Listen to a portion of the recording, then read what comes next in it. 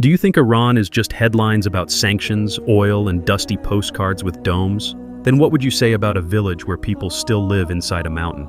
Or an ancient temple where the footprint of a child who vanished 3,000 years ago is still preserved in brick? And in the end, there awaits a lake that has accepted offerings for centuries and almost never gives anything back. Today we're exploring 9 places in Iran that will completely change the way you see this country. Iran is too often shown in flat images, a state on a map, a collection of political news, a tourist cliché built from a few familiar pictures. But if you look deeper, you discover a land where the past does not sit quietly inside museums. It sticks out of cliffs, salt, clay, brick, and even human bones. Sometimes it appears as ruins, sometimes as living villages, sometimes as a single detail powerful enough to destroy everything you thought you knew about the ancient world. And the farther we go, the more unsettling this feeling becomes. First come strange homes carved into mountains, then a giant ziggurat with a child's footprint pressed into its bricks, then minarets that sway as if something inside them is still alive. And closer to the end, we reach places where it becomes difficult to separate history from almost physical terror. Our first stop is Meymand. In southern Iran, there is a village where houses were never built. They were carved directly into the rock, not beside the mountain, not at its base, but inside it. As if people once decided to disappear from the outside world and leave themselves only stone, silence, and narrow passageways where time barely moves. From a distance, Meymand doesn't look like a village. It looks like a cliff eaten away by dark holes. No cozy facades, no familiar streets, only dry stone, harsh sunlight, and openings that resemble either eye sockets or entrances to ancient tombs. But as you get closer, you notice soot on the ceilings, dishes by the walls, carpets near the entrances, and human voices behind stone partitions.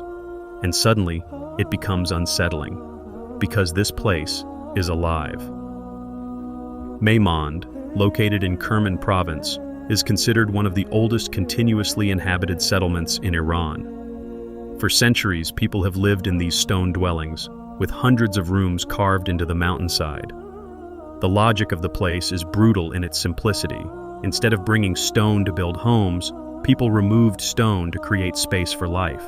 The mountain became not the background of the house, but the body of the house itself. But the strongest feeling here is not its age.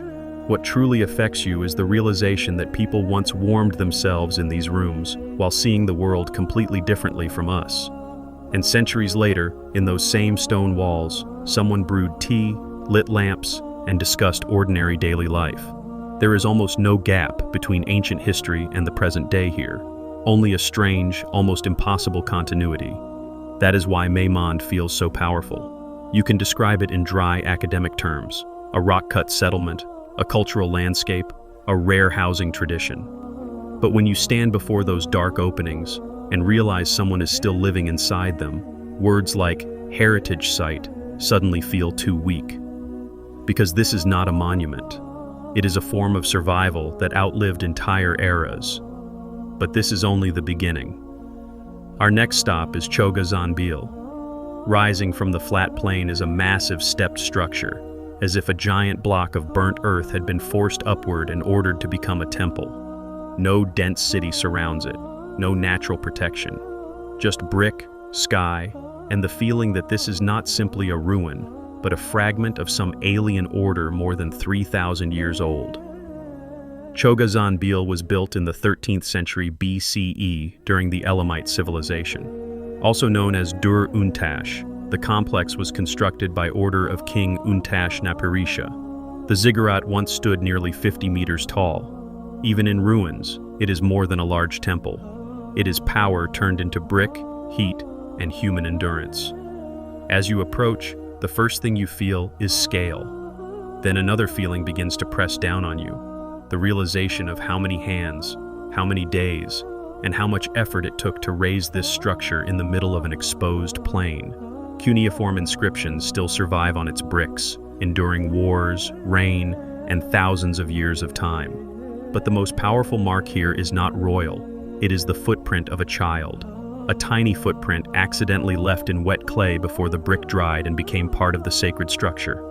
One footstep, one random moment, and then 3,000 years of silence. In that instant, all the monumentality collapses into something painfully human.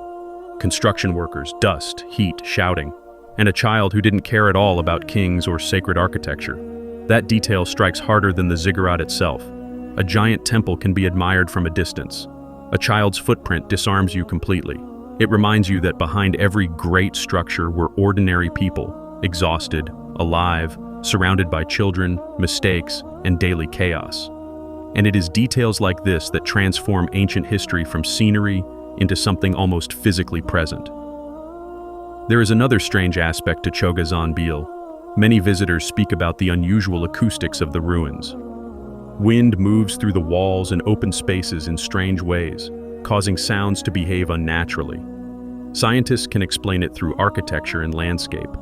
But in a place where every brick was once part of a sacred machine, even rational explanations stop feeling comforting. Now let's move to Isfahan. Here stands a structure that looks completely calm until it begins to move. Meymand is one of those rare places where architecture makes you doubt your own senses. Before you is a 14th century mausoleum with two thin minarets. Everything about them says, these should be motionless. But when one minaret is shaken, the other begins to move as well. And for a moment, your brain stops trusting your eyes.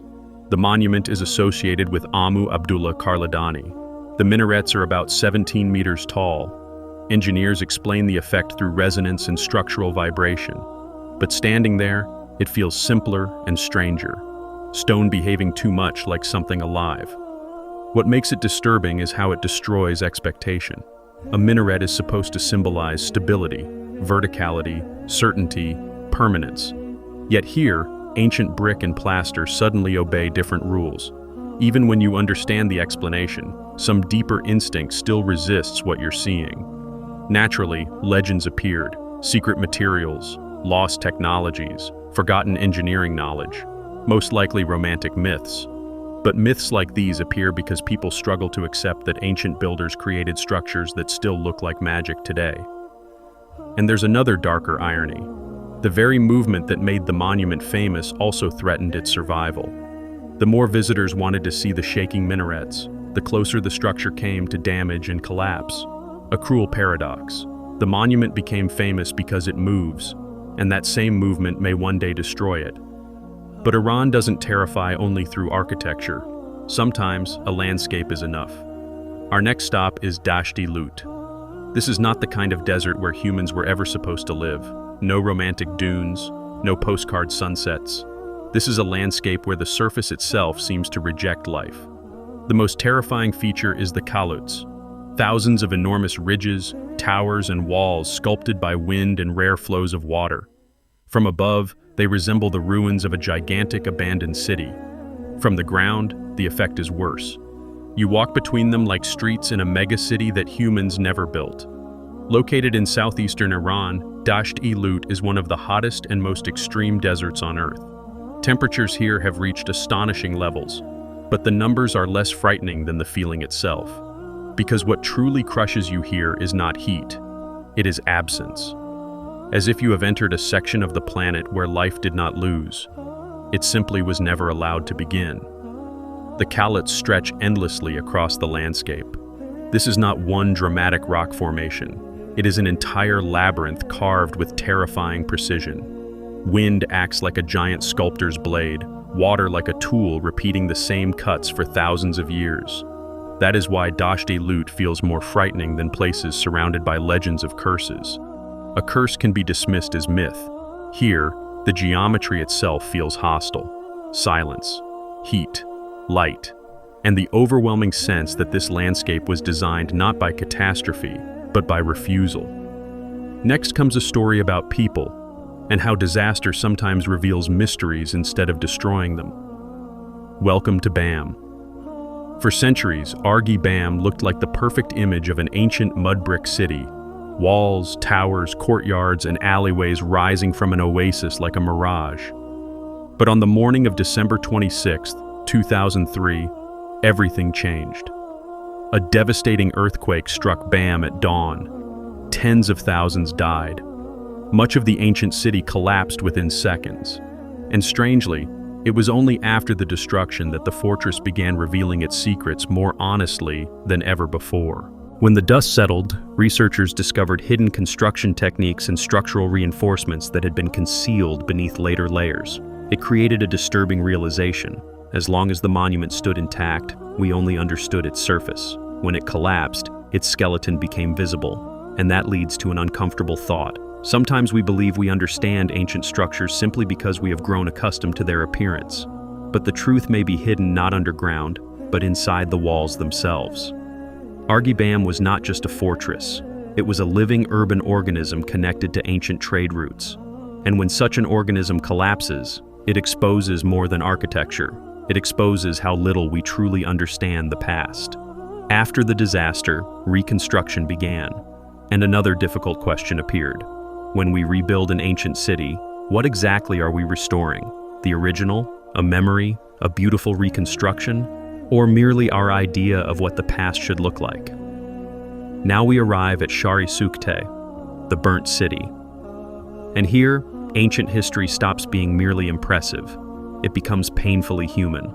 This Bronze Age settlement existed in southeastern Iran nearly 5,000 years ago. You expect the usual archaeological discoveries: pottery, walls, burials.